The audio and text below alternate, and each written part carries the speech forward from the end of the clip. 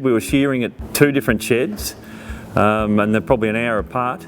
8 shearers in one shed and 6 in another, and it was pretty much a logistical nightmare. The shed was built in 2018. It's a simple horseshoe-shaped design with all the wool working area in the middle. The rouseabouts split into like 2 separate teams. They will sort of look after 6 or 7 shearers on one side of the shed, and same with the others.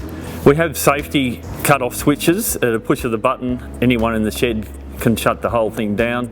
Other things that we've had installed in the shed to make things a bit easier and safer for shearers is like the sloping pens. That aids the shearer to drag the sheep out, and also the single swinging doors mean that a shearer doesn't have to drag a sheep around. We have our main bore here.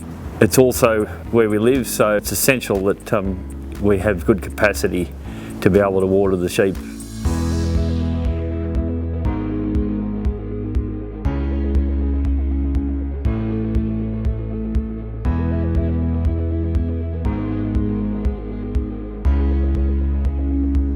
We tried to minimise where underneath the shed where sheep would walk, because we don't want them compacting the manure which needs to be cleaned out. So we had to widen that a little bit. Sheep weren't flowing well underneath. That was one thing we found that we didn't get right, and we had to change afterwards to make sure the sheep were clearing out under the woolshed. Essentially there's 2 sets of yards that are mirror image of each other. The idea behind that is to have one set of yards which is just for woolly sheep and another set of yards which is just for shorn sheep.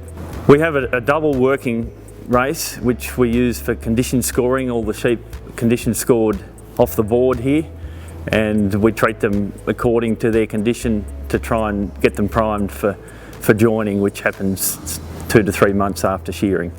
We have 17 rooms, sleeps 34, gets filled up at shearing time. We have air-conditioned rooms and modern kitchen and that sort of thing. It's pretty important to have good facilities. Shearers are not getting any easier to find, and it's pretty important for everybody in the industry to provide good facilities.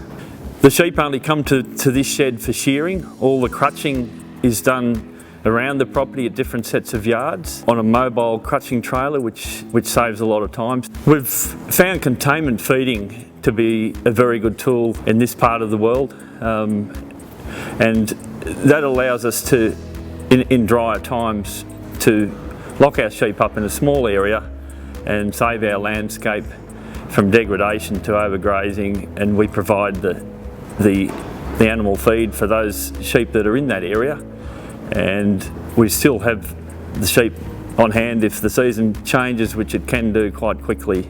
So that's probably built quite a bit of resilience into our business, having that option.